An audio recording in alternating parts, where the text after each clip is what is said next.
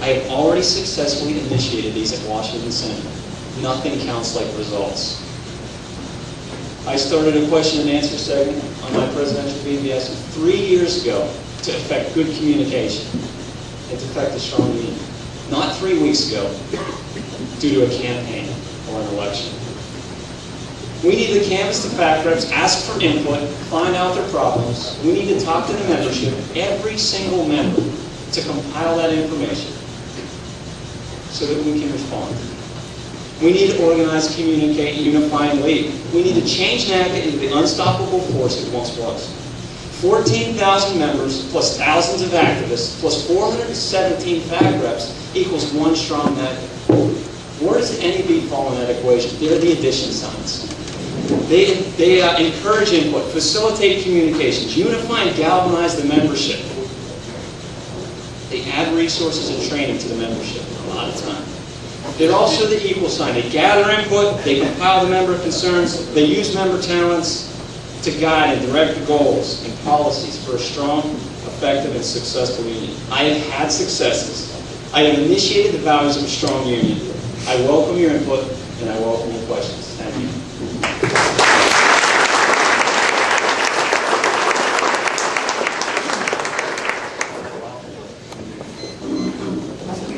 Let you get that microphone at the right height and make sure it works. Thanks. There you have 5 minutes. Okay. Good evening. I'm Ruth Marlin, and I'm running to be your president. Many of you know me, some do not. And when they told me I had 5 minutes, those of you that know me know that that's pretty restrictive, because I do like to talk. But there's nothing I like better than talking to you, the members of this union. And that's why our campaign season is so important. This is the first candidate forum of the campaign season, and I think we have 8 or 9 already scheduled. It's a great opportunity to talk to you. But I don't want to talk at you. What I'd like to have is a conversation.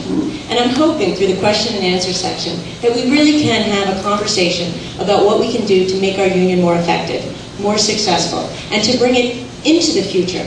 We've had a lot of changes. We have people in this room that have been controllers for more than 20 years. And we have people in this room who have been controllers for just a few years, starting their career. And when you think of that, you know that we also have a big distinction in what they've seen from their union. Because those of us that have been around since NACA's beginning, and I'll admit that I was not, I was hired in 1990, so 3 years shy, we've seen a lot of success. But for those controllers that were hired in the last 3 years, they haven't seen success. So it's very difficult to get them active in their union when they haven't seen success. Communication is important, absolutely. Education is important, absolutely. But in order to get our new generation of controllers active in their union, carrying it towards the future, they need to see their union being successful. They've not gotten a chance to witness that. I've been working under the imposed work rules. I've been back in the field since 3 days before they imposed them. But that's not our only experience. This union has had tremendous success. And the success came when the decisions were made from input from the field, where there were a lot of people working on the issues. And some of our big successes came when our activists did things they didn't really want to do. And when we look back in 2003, when the FAA wanted to expand contracting out for level 2 and 3 towers, and they were abusing the legislative process to get there, we had people picketing in airports. I can't tell you anything less pleasant than picketing in an airport. Being ignored by thousands of travelers, trying to get them to listen to your issue while they're running for a plane. Every time I walk by, the people trying to get you to sign up for a credit card when I go for a flight, I feel bad for them because I've been there. But our members did it anyway, because they knew that it was important and for the cause.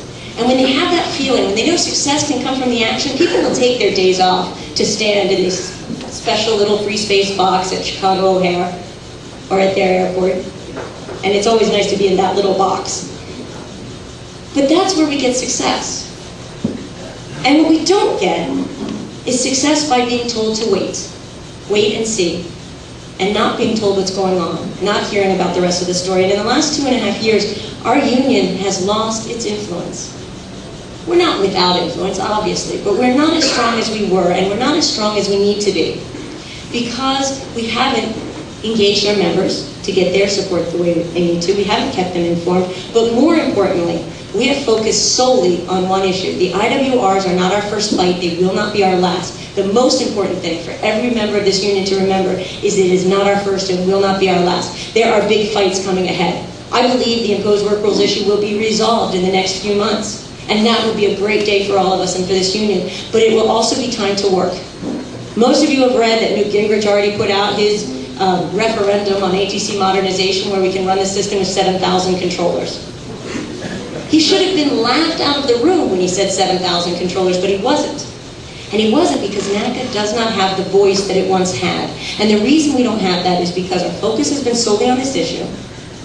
We haven't used our allies. And more importantly, we haven't turned supporters into champions. Legislative activism doesn't start at the national office. In fact, those relationships are not built at the national office. Those relationships are built for decades of work in the field by people building personal relationships with their member of Congress and their staffers so that they become a resource. The national office, I've been there. We benefit from those relationships. Our job is to turn those relationships into action for our union, to turn supporters into champions. Champions go to bat for you. Champions do things like Steve LaTourette did, which was overturn the will of his leadership to bring a bill to the floor that would have fixed our issue. That's a champion. Supporters say, we'll get to it when we get to it, pat you on the head and have you leave the office. We've had 2 years of our language sitting in bills that they'll get to when they get to, and they fell to the floor in the last Congress, and they're being resurrected now, and if they don't get taken care of shortly, the odds of it getting fixed get further and further away. We need champions. Those champions come when you have rewards for supporting us and consequences for opposing us. And we haven't seen that either. I'm out. Wow. I got a whole section on the future of NACA that I was going to get to. Can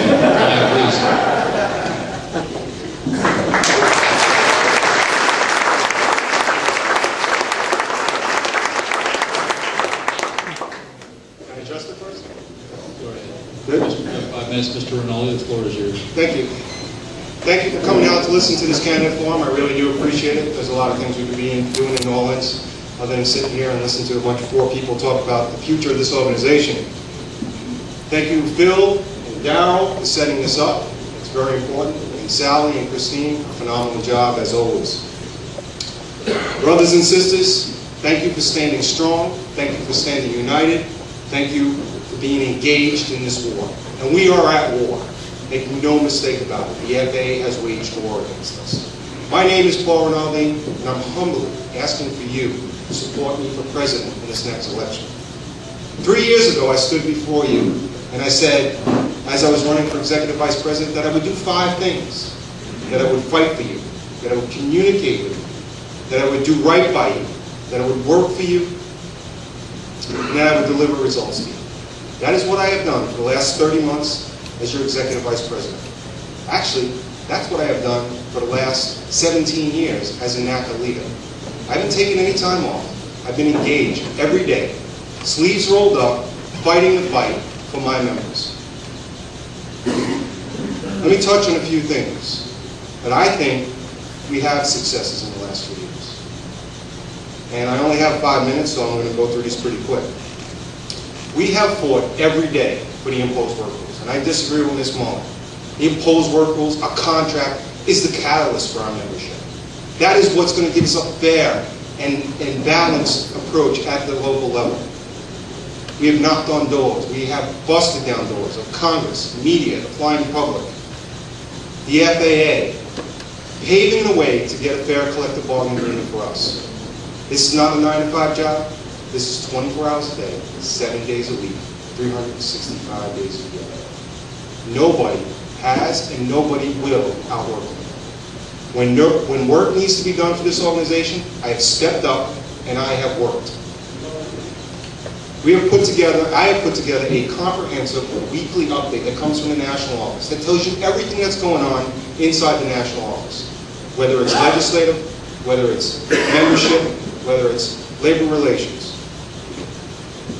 I have put together a comprehensive legislative strategy with boots on the ground, rolling lobby weeks for 30 months, dozens of membership meetings and PAC meetings across every city in this country, raising our PAC dollars to $4.3 million.